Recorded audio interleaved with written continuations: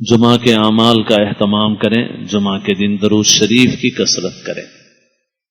روزانہ 100 مرتبہ پڑھتے ہیں تو جمعہ کے دن کم از کم 300 مرتبہ درود شریف پڑھیں، 500 پڑھیں، 700 پڑھیں۔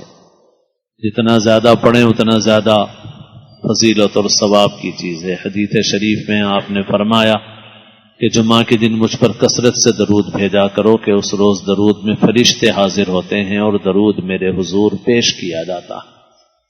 اور جمعہ کے دن کا ایک اہم عمل سورہ کہف کی تلاوت ہے۔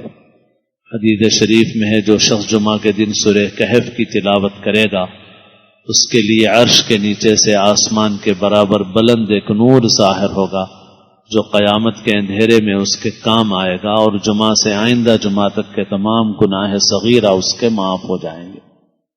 جمعرات کے دن مغرب سے لے کے جمعہ کے دن مغرب سے پہلے تک 24 گھنٹے کا وقت ہے۔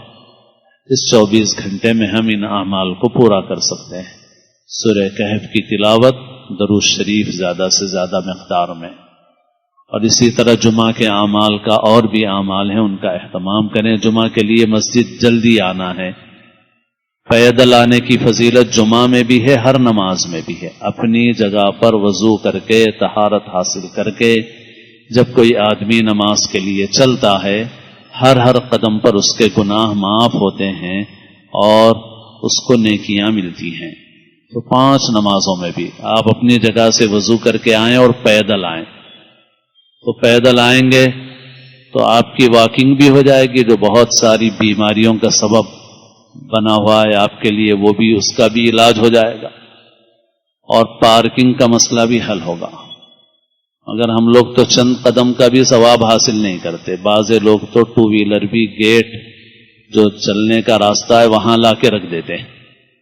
تو بھائی اگر ایک 10-20 قدم دور رکھو تو 10 قدم تو چل کے آؤ گے پیدل، اتنا بھی پیدل چل کے نہیں آنا چاہتے، تو تھوڑا گاڑی فاصلے پہ رکھ کے وہاں سے پیدل اس نیت سے آ جائیں کہ بھائی پیدل چلنے کا کسی نہ کسی درجے میں ثواب ملے، اور جن کا بہت زیادہ فاصلہ نہ ہو تو وہ پیدل ہی آئیں۔